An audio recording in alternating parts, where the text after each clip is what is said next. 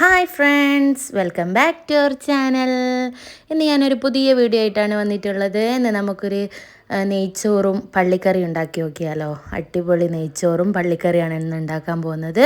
അതെങ്ങനെ ഉണ്ടാക്കുന്നതെന്ന് നോക്കാം. ആദ്യം നമ്മളൊരു കുക്കറിലേക്ക് 1 കിലോ ബീഫാണ് എടുക്കുന്നത്. അപ്പോൾ 1 കിലോ ബീഫ് എടുത്തിട്ട് കുക്കറിലേക്ക് ഇട്ട് കൊടുക്കാം. കുക്കറിൽ ഉണ്ടാക്കുന്നവർക്ക് കുക്കറിൽ ഉണ്ടാക്കാം, അടുപ്പത്ത് വെക്കേണ്ടവർക്ക് അടുപ്പത്തും വെക്കാം കേട്ടോ. അപ്പം അതിലേക്ക് 2 വെല്ലുള്ളിയാണ് ഇട്ട് കൊടുക്കുന്നത്. 2 വെല്ലുള്ളി, 2 തക്കാളി നീളത്തിലരിഞ്ഞതാണ്, അതൊക്കെ ഇട്ട് കൊടുക്കുക. അതിന് ശേഷം നമ്മൾ അതിനകത്ത് ഇടാൻ പോകുന്നത് ഇഞ്ചി വെളുത്തുള്ളി പേസ്റ്റാണ്, അത് ഇട്ട് കൊടുക്കുക. ഇനി അടുത്തത് 2 പച്ചമുളക്, പിന്നെ അധികം എരിവിനനുസരിച്ച് വേണമെങ്കിൽ കേട്ടോ. ഇനി ഇച്ചിരി മല്ലിച്ചപ്പ് ഇട്ട് കൊടുക്കാം. അതേപോലെ തന്നെ അതിനകത്ത് വേണ്ടത് പിന്നെ കറിവേപ്പിലയാണ്. അപ്പോൾ കറിവേപ്പില ഇട്ട് കൊടുക്കാം. ഒക്കെ കൂടി ഇനി നെക്സ്റ്റ് അതിനകത്തേക്കുള്ള മസാലകൾ ചേർക്കണം. അധികം മസാല നമ്മളിപ്പോൾ ചേർക്കുന്നില്ല, അതിൻ്റെ മെയിൻ ഇൻഗ്രീഡിയൻ്റ് ആയിട്ടുള്ള മസാല നമ്മൾ പിന്നീടാണ് ചേർക്കുന്നത്.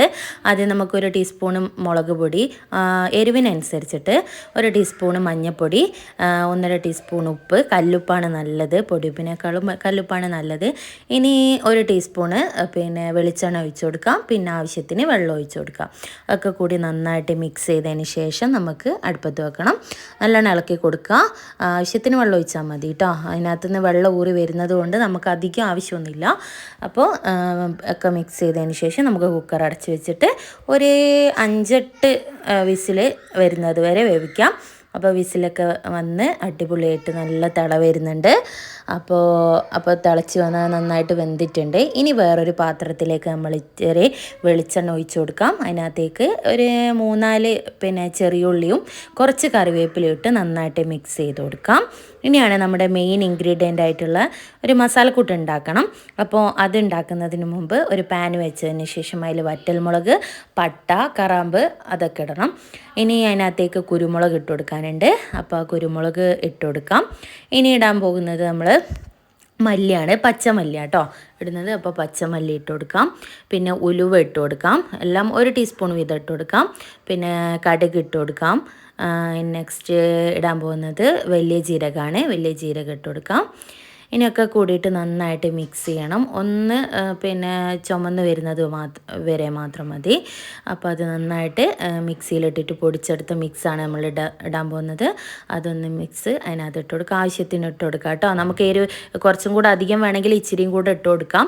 ഇനി നമുക്ക് വേവിച്ച് വെച്ചിരിക്കുന്നത് ബീഫ് അതിനകത്തേക്ക് ഇടാം. ഒക്കെ ഇട്ട് നന്നായിട്ട് മിക്സ് ചെയ്യണം. പിന്നെ അതിന് ശേഷം നമ്മളിടാൻ പോകുന്നത് തേങ്ങാക്കൂത്ത് നമ്മൾ കഷ്ണങ്ങളാക്കിയിട്ട് ഒന്ന് പൊരിച്ച് കോരിയതാണ്. അപ്പോൾ അതിനകത്ത് ഇട്ടിട്ട് കടിക്കുമ്പോൾ നല്ല ടേസ്റ്റ് ആയിരിക്കും. അപ്പോൾ തേങ്ങാക്കൂത്തൊക്കെ ഇട്ട് നന്നായിട്ട് ഇളക്കി കൊടുക്കാം. പിന്നെ നമ്മൾ അതിനകത്തേക്ക് ഇടാൻ പോകുന്നത് വേവിച്ച കപ്പയാണ്. അതും കൂടി ഇടുമ്പോൾ നല്ല കൊഴുപ്പായിട്ട് നിൽക്കും, നല്ല ടേസ്റ്റാണ് കേട്ടോ അങ്ങനെ ഇട്ടാൽ. അപ്പം പള്ളിക്കറി എന്ന് പറയുമ്പോൾ അതിൻ്റെ അകത്ത് മെയിൻ ഇൻഗ്രീഡിയൻ്റ് ആയിട്ട് വരുന്നത് കപ്പയാണ്. അപ്പോൾ കപ്പ ഇട്ട് കൊടുക്കാം. അത് ഉപ്പൊക്കെ ഇട്ട് വേവിച്ച് വെച്ച കപ്പയാണ്. അപ്പോൾ അതൊക്കെ ഇട്ട് നന്നായി മിക്സ് ചെയ്ത് വെക്കാം. അപ്പോൾ നമ്മൾ പള്ളിക്കറി ഇവിടെ റെഡി ആയിട്ടുണ്ട്. ഇനി നമ്മളിത് ചൂടോടെ സേവ് ചെയ്യണം. അപ്പോൾ അതിൻ്റെ കൂടെ കഴിക്കാനെന്ന് പറയുന്നത് നെയ്ച്ചോറാണ് നമ്മൾ ഉണ്ടാക്കിയിട്ടുള്ളത്. നെയ്ച്ചോറ് ഉണ്ടാക്കി വെച്ചിട്ടുണ്ടായിരുന്നു.